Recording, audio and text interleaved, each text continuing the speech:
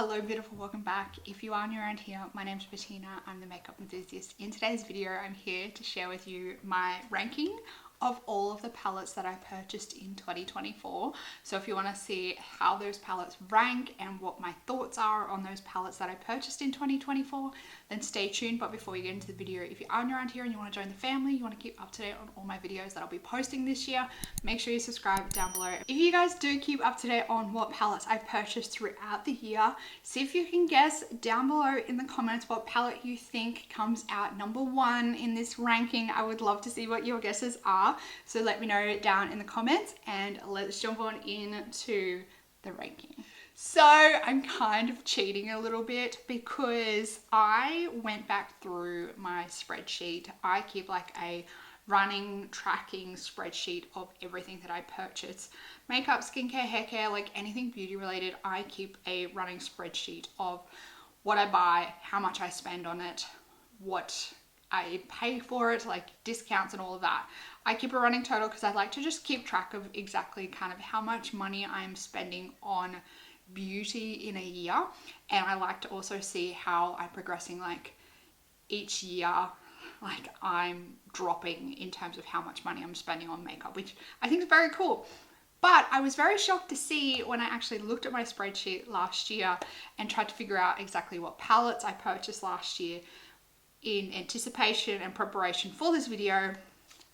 I only purchased 3 palettes, which I'm very shocked about because, you know, a couple of years ago, I was setting myself like a 10 palette limit for the year and I was really struggling to stick to that.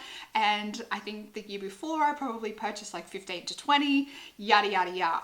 Last year, I only purchased 3, which is just absolutely shocking to me. So, and I purchased these myself. I didn't get gifted any of these. I didn't get sent any of these in PR. I didn't get any of them for birthdays or anything like that. The order that I purchased them in was pretty pastel. I purchased early on in the year. Then Barely Basics was I think around June, July. And then Natsha Denona Roxa is the most recent palette that I brought into my collection. This one was a like Christmas limited edition palette from Natsha Denona, but you can still get this palette. So let's jump on in to the ranking and see what palette came in, I guess, first, second, and third this year. Okay, so in third place out of these 3 palettes, I have put the Glaminatrix Pretty in Pastels palette. Now I will say Glaminatrix is one of my favorite eyeshadow formulas. I'll preface that, but I just don't find myself really reaching for this palette very much.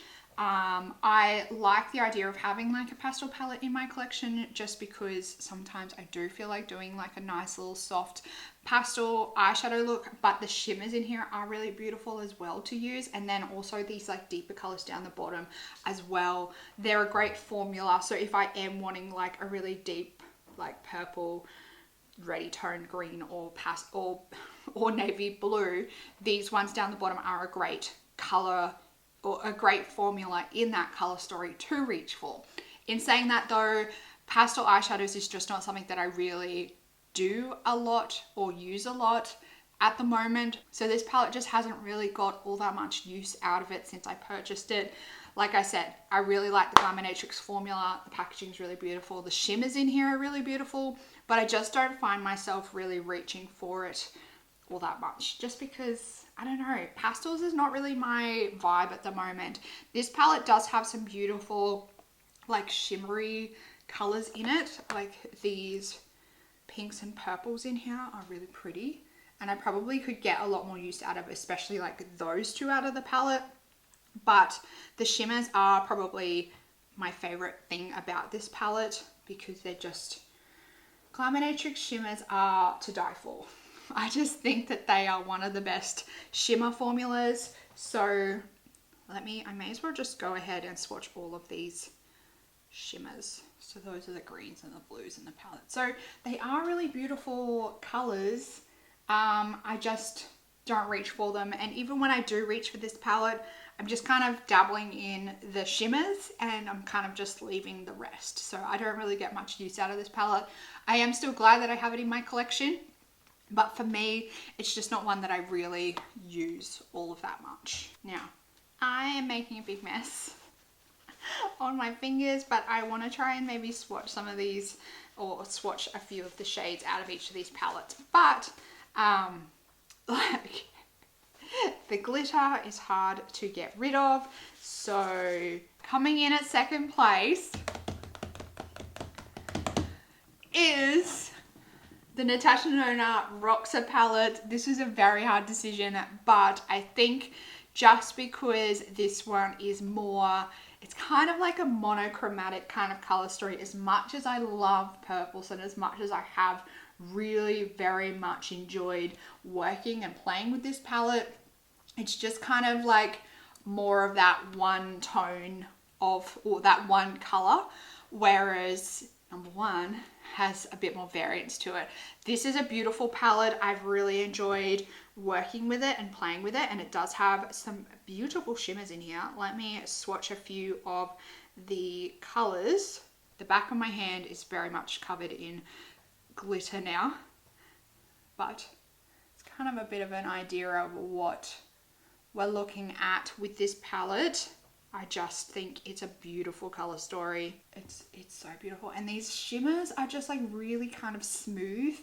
They give a really beautiful effect on the eyes. I have been wearing this palette a lot of late in a lot of my like pink purple tone looks over the past like month have been from this palette. But how beautiful is that color? And then this like weird kind of swirly color in the palette. The color Bolt that is poured, like it's a bit of a stripe leopard print. That's also a beautiful color.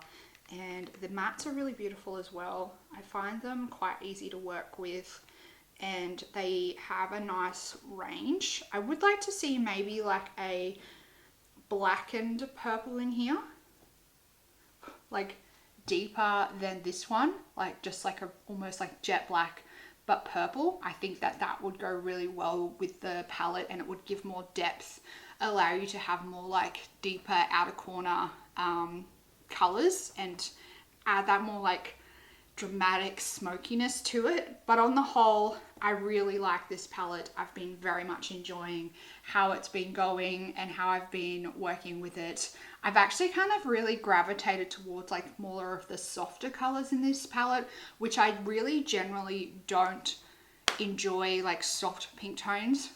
I don't really think that they suit my skin tone all that much, but it has been nice playing with that kind of color story with this palette. And then you can kind of ramp it up a little bit by adding these like deeper tones and it not being so just like really young girly kind of pink. It kind of adds more sultriness and drama to the look if you're adding these deeper tones. So I've been really very much enjoying this palette, but unfortunately it doesn't come in as number one. Now, I did publish a full video of the Roxa palette just the other day. I'll leave a link to that up in the corner. In that video, it includes like my full roundup review of the palette, full swatches of every shade in the palette, and also I think I did 5 looks using this palette. So if you want to see all of that and all those details, go check out the card. Go check out the video up in the corner.